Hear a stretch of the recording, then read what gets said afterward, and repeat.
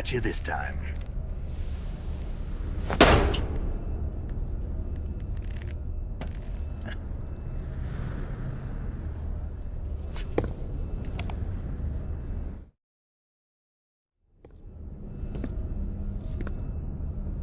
Snake!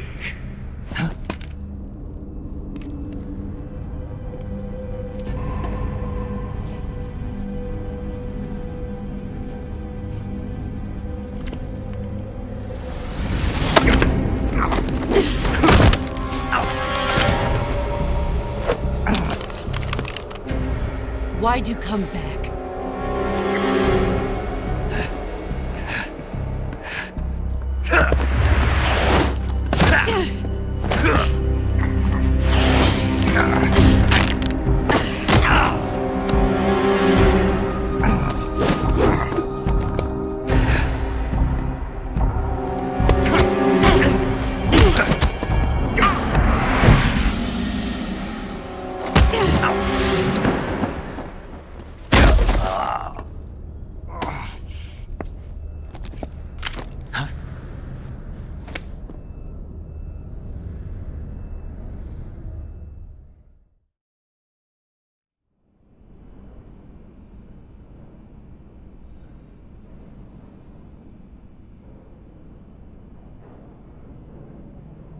This woman was found snooping around my underground vault.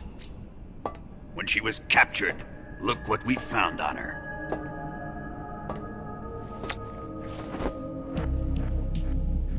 The Philosopher's Legacy.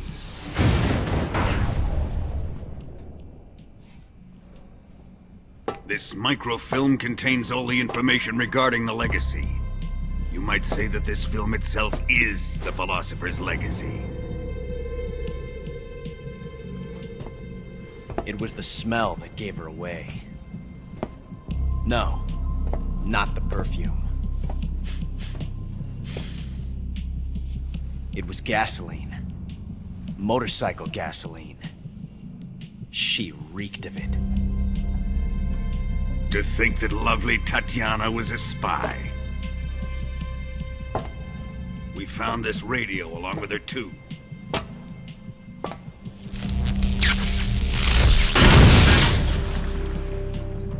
Such a fine woman she was.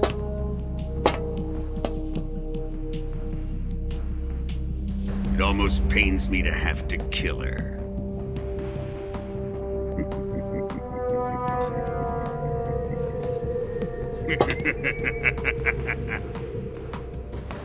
Yes, she was an obedient one. She was my precious little pet. Ah! Isn't that right?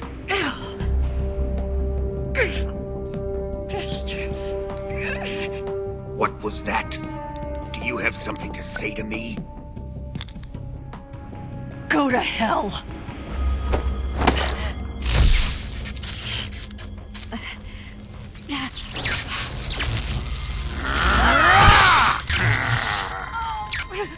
You dirty whore.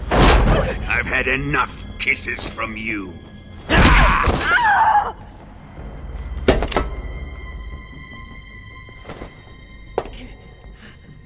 I should have known. Sokolov wasn't man enough to have a lover like that.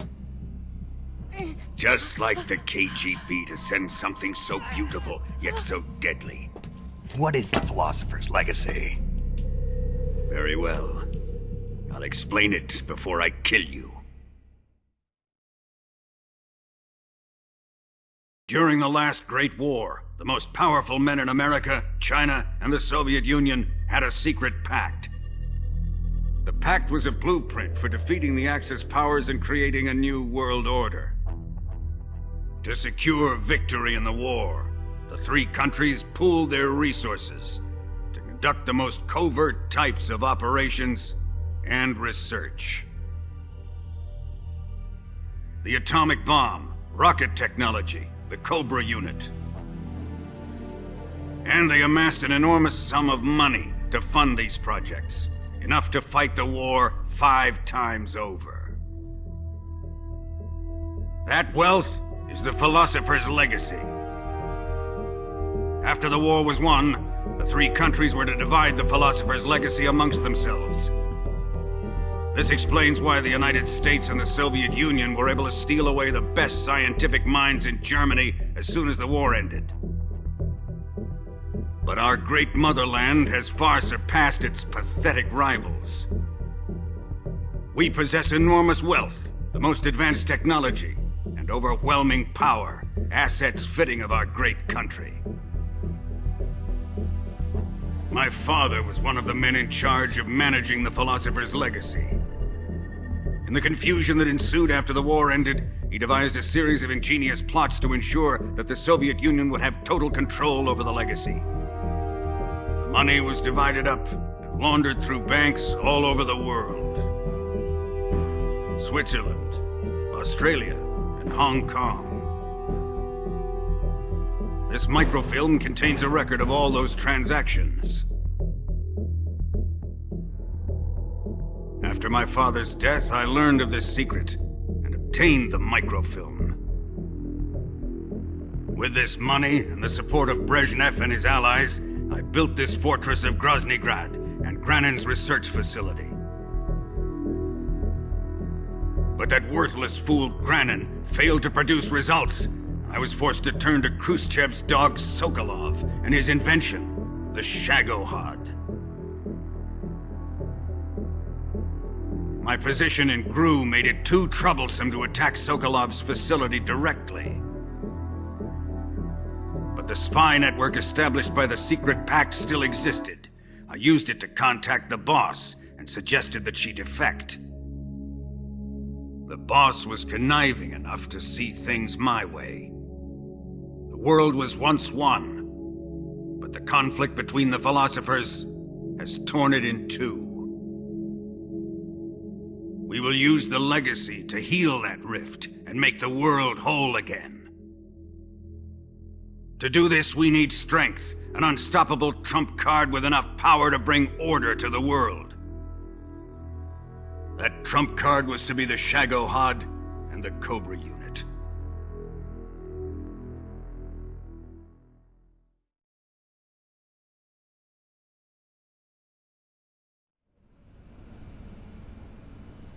I have lost the Cobras, but I still have the Shagohod and the legacy. There is nothing America can do to stop us. Boss, take this someplace safe.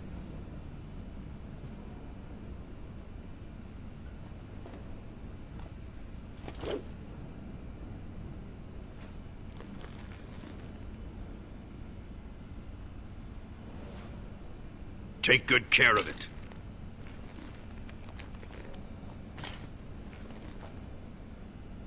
He wouldn't have come waltzing back in here unless he had a reason. The C3's been stolen. He must be planning some sort of sabotage. I'll go see if there are any surprises waiting for us. I'll dispose of her as well.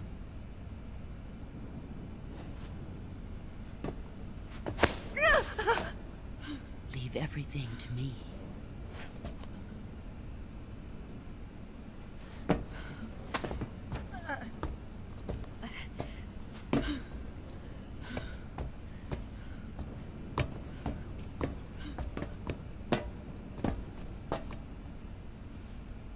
Fight like a warrior, Volgin. But of course.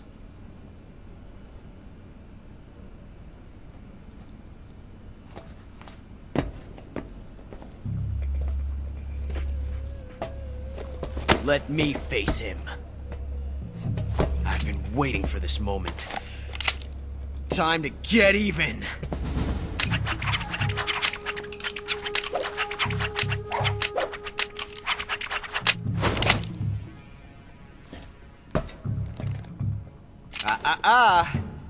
No more judo, and no more field strips.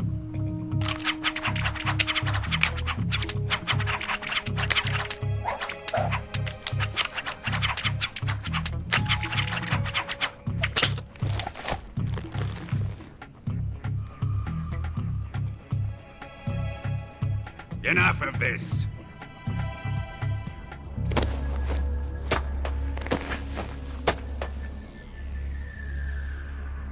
He's mine. You will stand right there and watch. Got it? Please, Colonel, let me... Silence! Huh?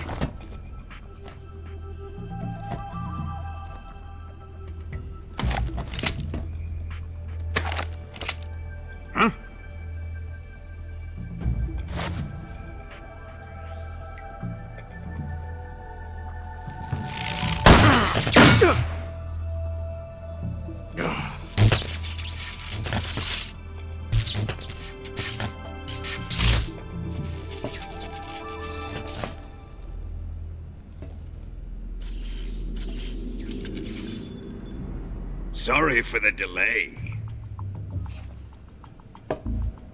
Let's get started, shall we?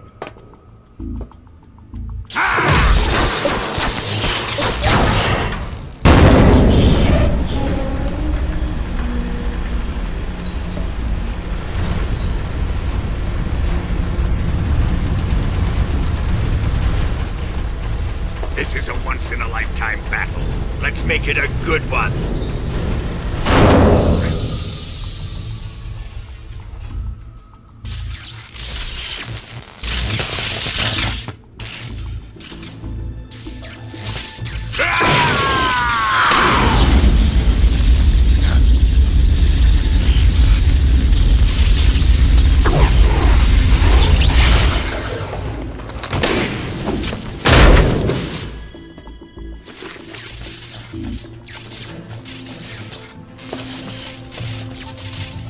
It's just you and me now. And I'm gonna enjoy this. Snake!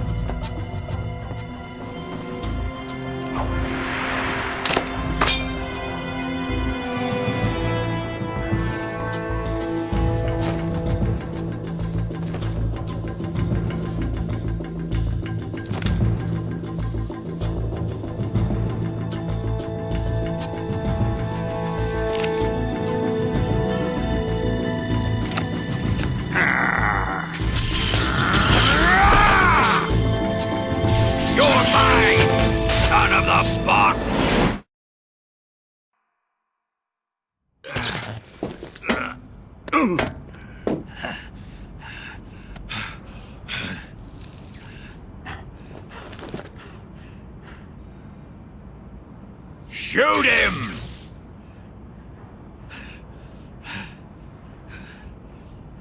Do you hear me? I said shoot him! Sorry, Colonel. I'm afraid I can't do that. What do you mean you can't? I made a promise to the boss. Silence! I am your commanding officer.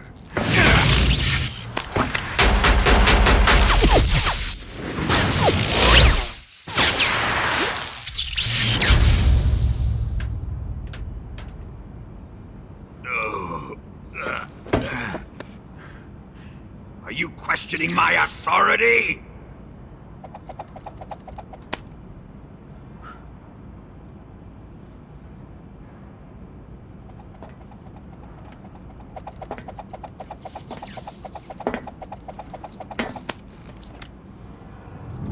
Fight like a man, Volgin.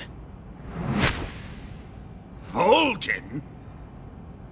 Emergency. Explosives have been detected. All non-EOD personnel must evacuate immediately. Ocelot! Find those bombs! Repeat. Explosives have been detected. All non-EOD personnel must evacuate immediately. Move it! Huh.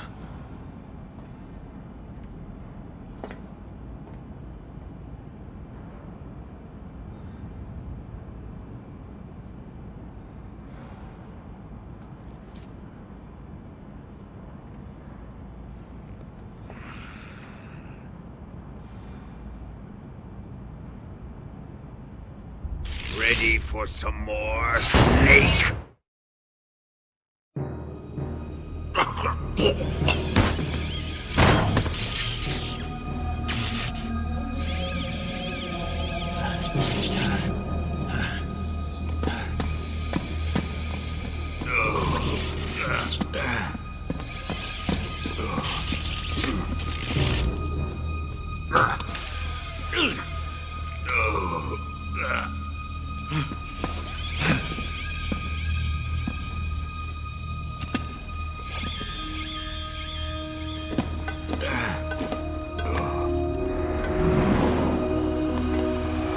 All personnel evacuate.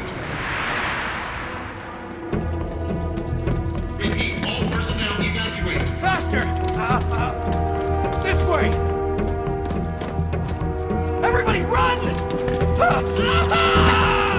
It's gonna blow! I'm out of here! Let's get out of here, quick! Hurry! We're all gonna die! Hurry up! Evacuate!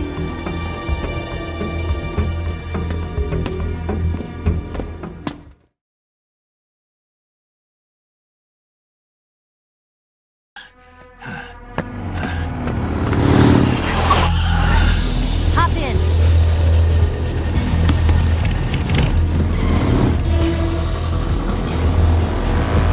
Step on it!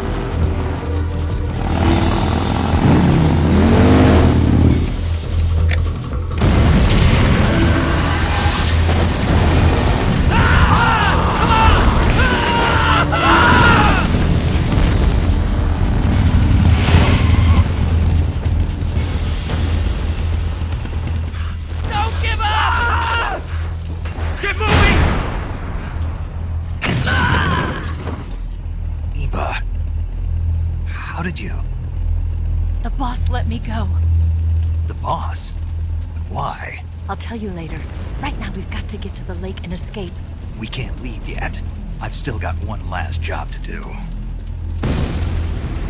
The boss is already at the lake. Huh?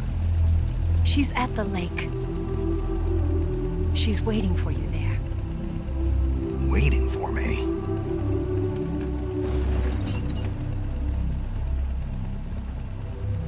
I was hoping I wouldn't have to tell you.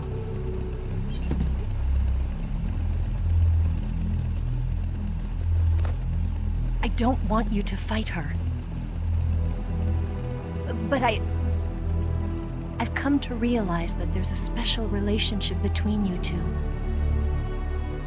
Something I can't understand. Something that goes beyond a man and a woman. I envy you. Really, I do. But I guess I just can't understand it. She asked me to tell you something. I've never seen someone with such clear eyes.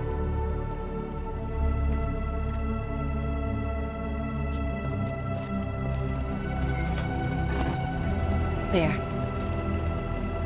I said it. Ready to go? Yeah.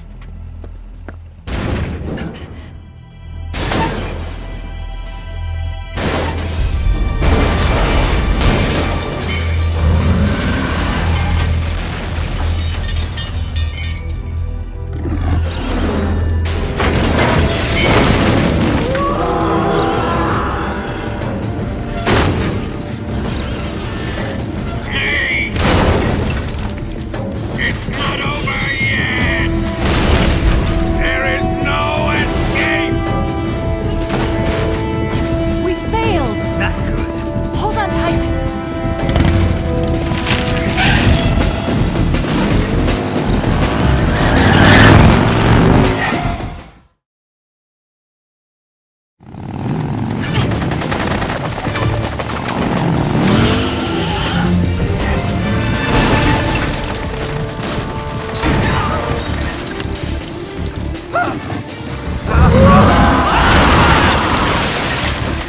I can't shake him! The RPG can't put a dent in that armor. Let's head for the rail bridge. Bridge. I thought you briefed it with C3. I did. We'll lure him onto the bridge. Blow him up along with it. Good plan. The bridge is on the other side of the runway. We'll have to cut through the middle of the base. You ready? Step on it. If he catches up to us, we're done for.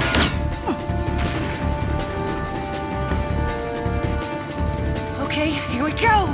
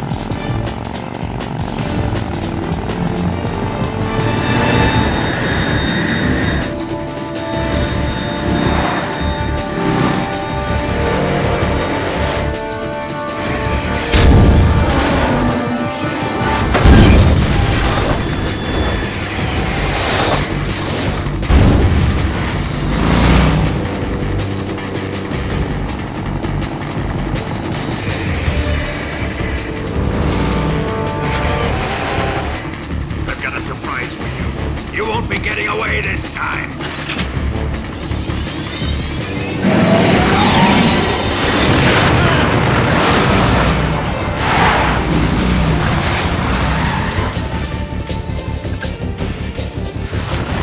Son of a bitch!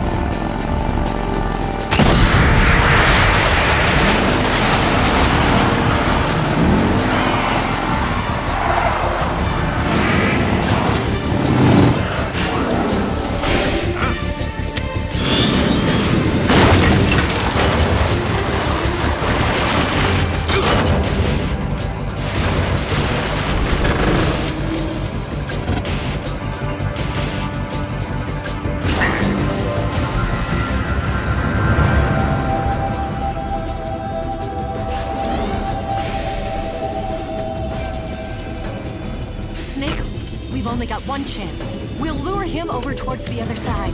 When the Shagohod is on the bridge, shoot the explosives. The bomb is planted on the strut of the bridge.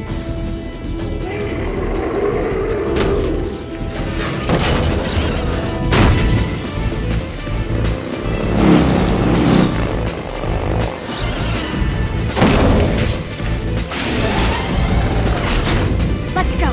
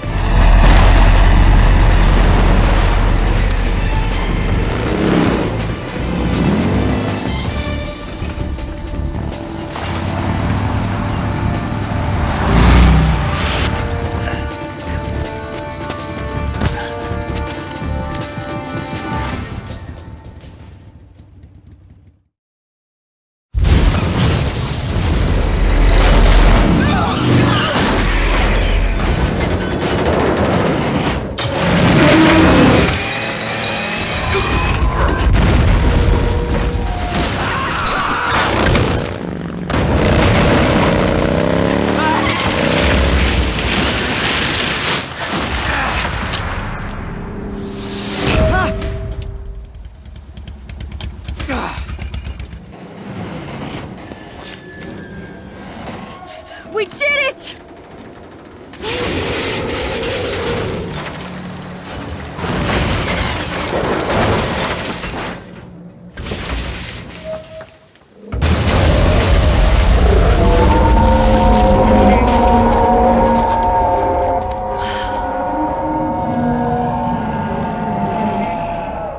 It's over.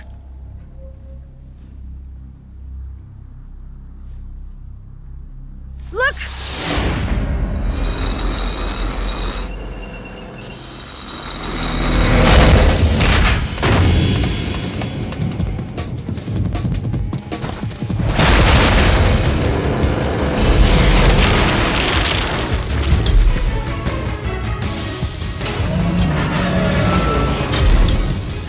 I'm not finished yet!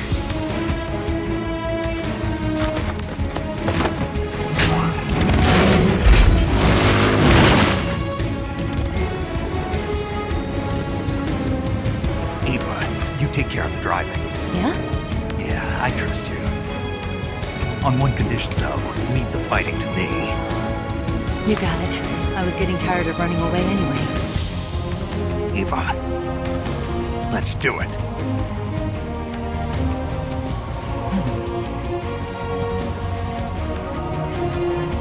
For luck.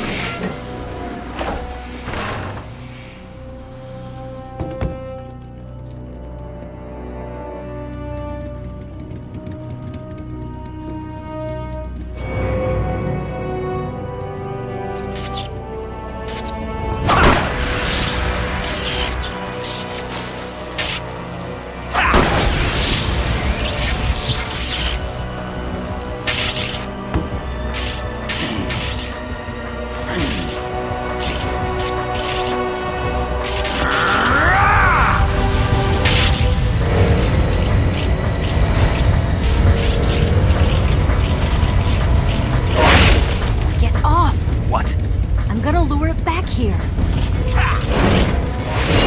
You're gonna use yourself as bait? Are you insane? I'm used to this guy. I know how to handle him.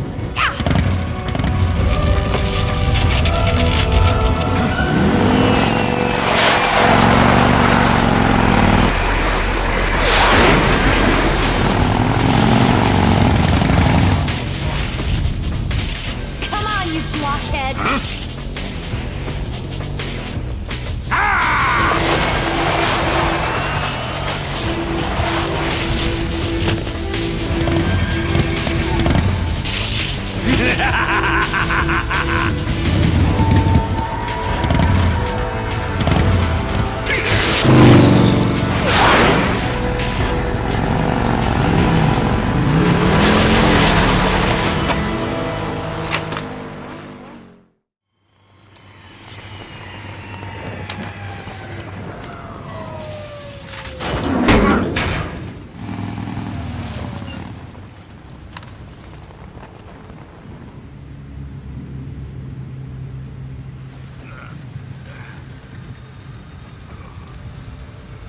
Snake!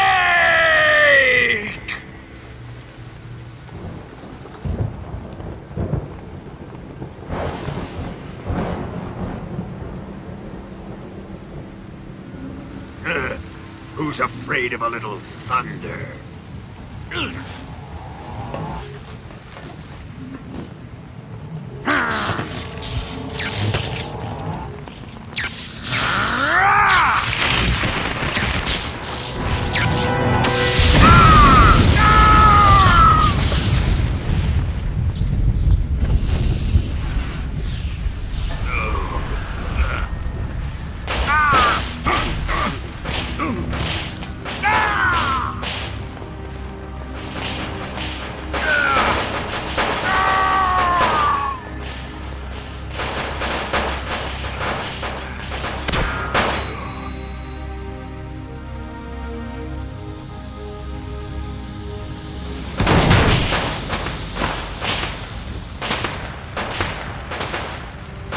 Fried by a bolt of lightning. A fitting end. It's finally over.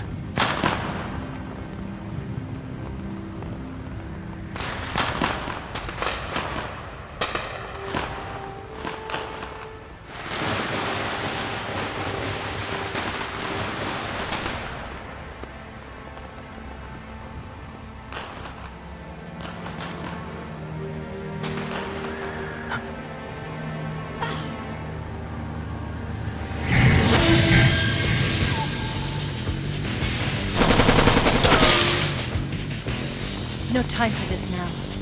The escape craft is just up ahead.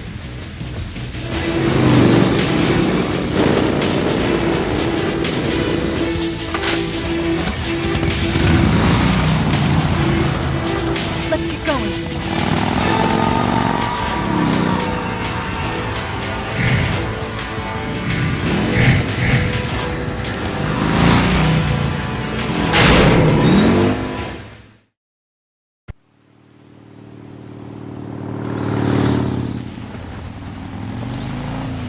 Looks like they finally gave up. Don't start celebrating yet. We're leaking fuel. Damn it. Tank shot up.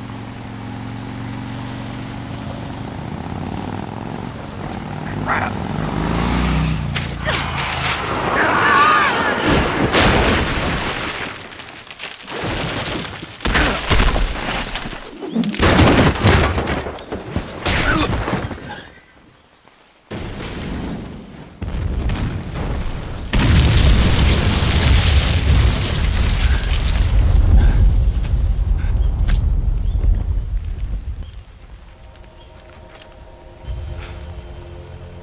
Eva! I'm over here.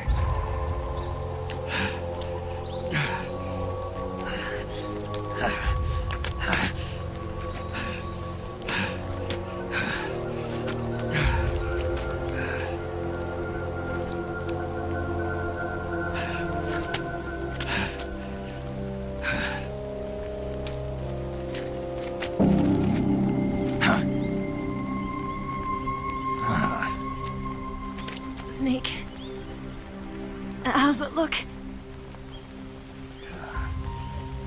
Pretty bad. Not a sensitive bone in your body. Eva, What about you, Snake? I'm fine. That's good to hear.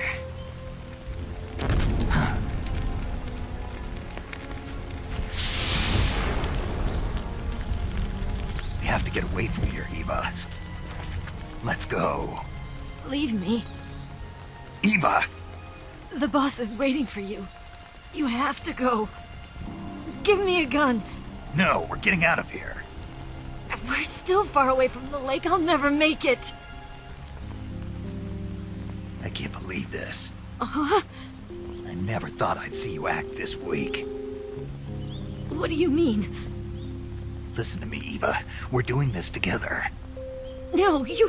Eva, I need you. Say that one more time. I need you. I can't fly the wig by myself.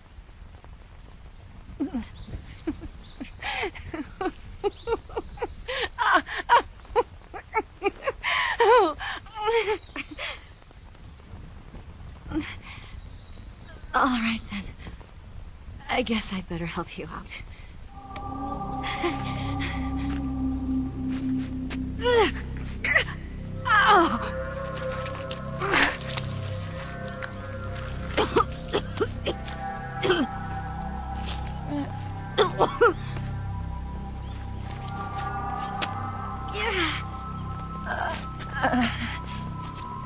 You're lucky to have me. No.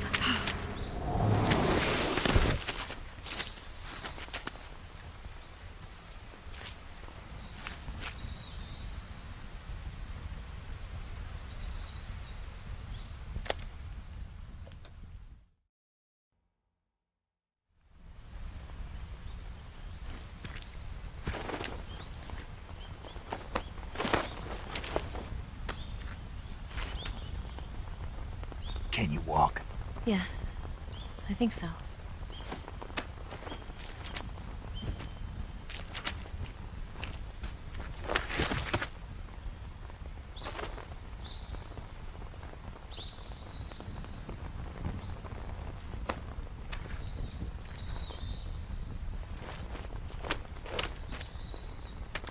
Here. It's different from the Mauser. When you're using a two-hand grip, you have to be careful where you put your hands or your fingers will get burned by the exhaust gas from the cylinder gap.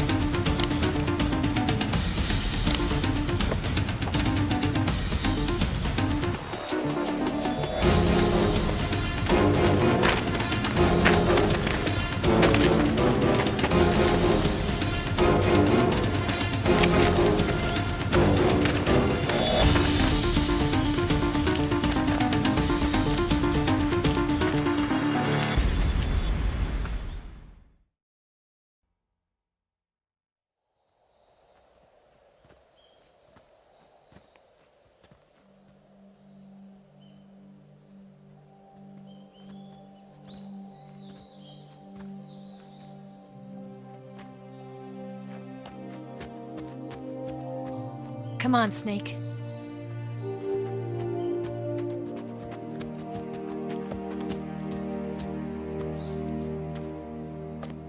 We made it. We made it. Over there.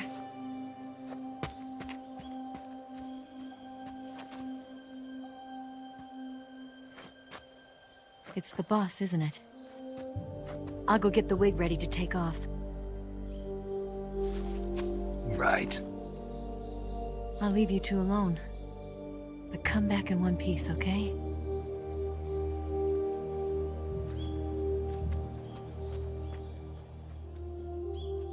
Promise me.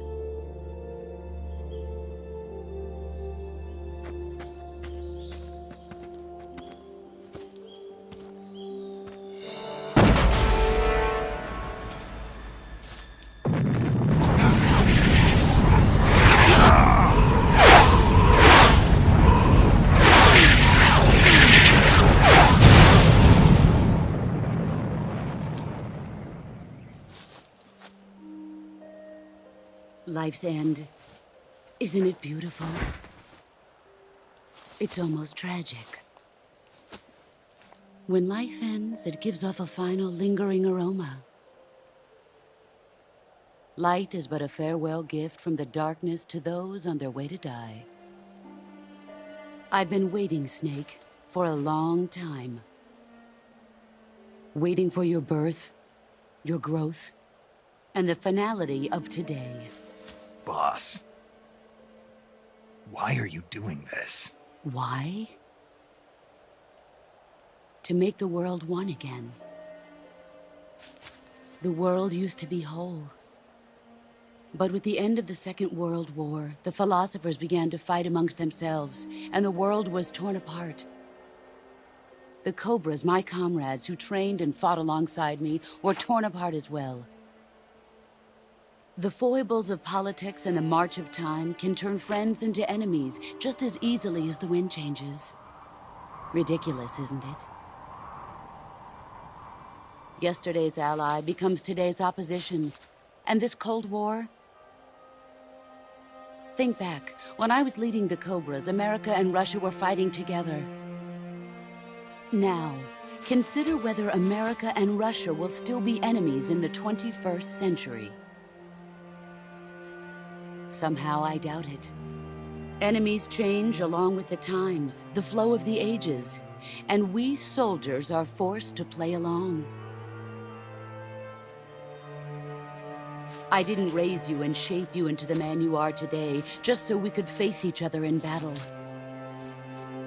A soldier's skills aren't meant to be used to hurt friends. So then what is an enemy? Is there such a thing as an absolute timeless enemy? There is no such thing, and never has been. And the reason is that our enemies are human beings like us. They can only be our enemies in relative terms. The world must be made whole again. The philosophers must be reunited.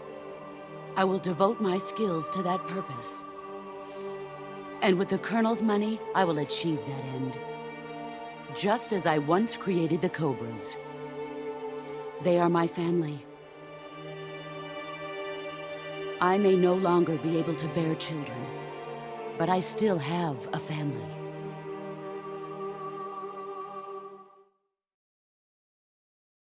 It was November 1st, 1951.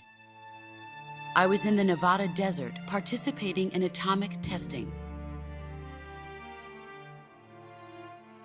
The name Nevada is derived from Spanish, covered in snow, white as snow.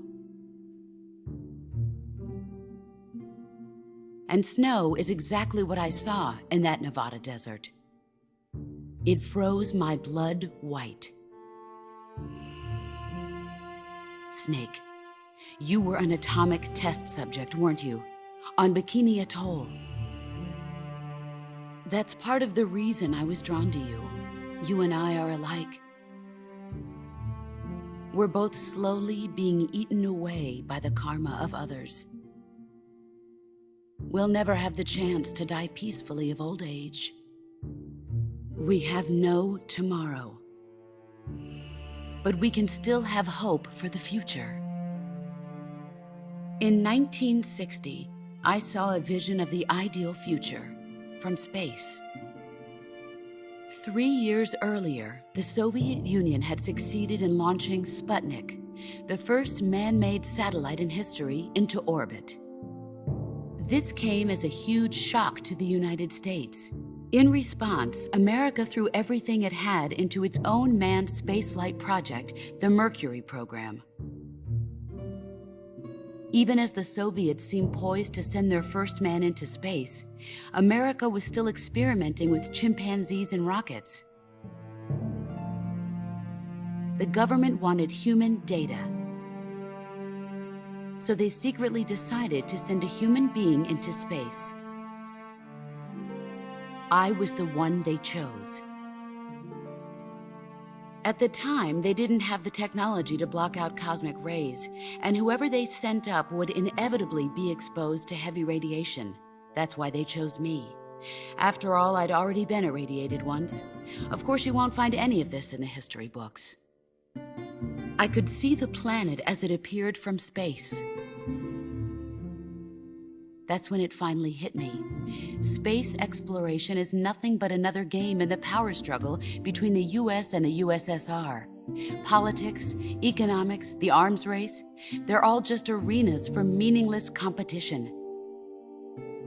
I'm sure you can see that, but the Earth itself has no boundaries. No East, no West, no Cold War. And the irony of it is, the United States and the Soviet Union are spending billions on their space programs and the missile race, only to arrive at the same conclusion. In the 21st century, everyone will be able to see that we are all just inhabitants of a little celestial body called Earth. A world without communism or capitalism, that is the world I wanted to see. But reality continued to betray me. In 1961, I was sent to Cuba, to Bahia de Cochinos. It was part of a CIA-sponsored invasion under the guise of taking Cuban exiles back to their country. But the US government betrayed them. Our weak-kneed president held back their air support. Defenseless, the exiles were annihilated by the Cuban army. All I could do was watch in silence. I was set up by the very country I'd sacrificed so much for, by the very government I dedicated my life to defending. I was driven from the surface world, and I went underground. Then, 2 years ago, I faced the Sorrow, my old comrade in battle. He was my friend. But one of us had to die. I was left with no choice. The Sorrow gave his life for me. There is no enmity between us. One must live, and one must die. That was the mission. The ones who gave me that mission were the philosophers. Early in the 20th century, the true holders of power in the United States, the Republic of China, and the newly formed Soviet Union gathered together in a secret meeting that would later be known as the Wiseman's Committee. The secret pact they formed there marked the beginning of the philosophers. But the last of the original members died in the 1930s. After that, the organization began to run out of control, and the Wiseman's Committee degenerated into a mere shell of its former self. The philosophers of today have no sense of good or evil. Their influence extends to countries and organizations involved in every aspect of every war. They have become war itself. That's how they operate. The sacrifices of war cause a shift in the times. This shift leads to renewed conflict, and in turn triggers the next war. Like a nuclear chain reaction, each conflict sparks countless others, forming an endless spiral that will continue on for eternity. Do you understand what I'm saying, Snake? By consuming me and you, the philosophers intend to keep that cycle going forever. It was my father who explained all of this to me. He was one of them. You see, I am the last remaining child of the philosophers. But after he revealed the truth, my father was killed by that same shapeless, formless organization. And my father isn't the only thing the philosophers have taken from me. In June of 1944, the Cobras and I took part in the landing at Normandy. We'd been given a top-secret mission to locate and destroy enemy V-2 rocket installations. I was pregnant at the time. The sorrow was the father. I gave birth on the field of battle. A beautiful baby boy.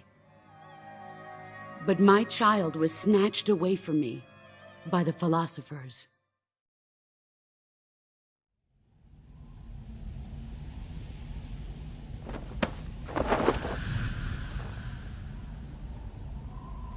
Look at this scar. This is proof that I was once a mother. I gave up my body and my child for my country. There is nothing left inside me now. Nothing at all. No hatred, not even regret. And yet sometimes at night, I can still feel the pain creeping up inside me, slithering through my body like a snake.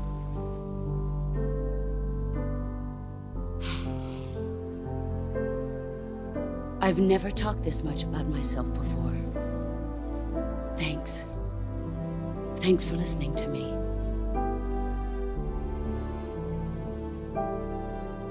I feel content. Snake? Commence the operation. I raised you. I loved you. I've given you weapons, taught you techniques, endowed you with knowledge. There is nothing more for me to give you. All that's left for you to take is my life, by your own hand. One must die, and one must live. No victory, no defeat. The survivor will carry on the fight. It is our destiny. The one who survives will inherit the title of boss. And the one who inherits the title of boss will face an existence of endless battle. I'll give you 10 minutes. In 10 minutes, MiGs will come and bomb the hell out of this place. If you can beat me in less than 10 minutes, you'll be able to escape in time. Let's make this the greatest 10 minutes of our lives, Jack. Boss? You're a soldier. Finish your mission. Prove your loyalty. Face me.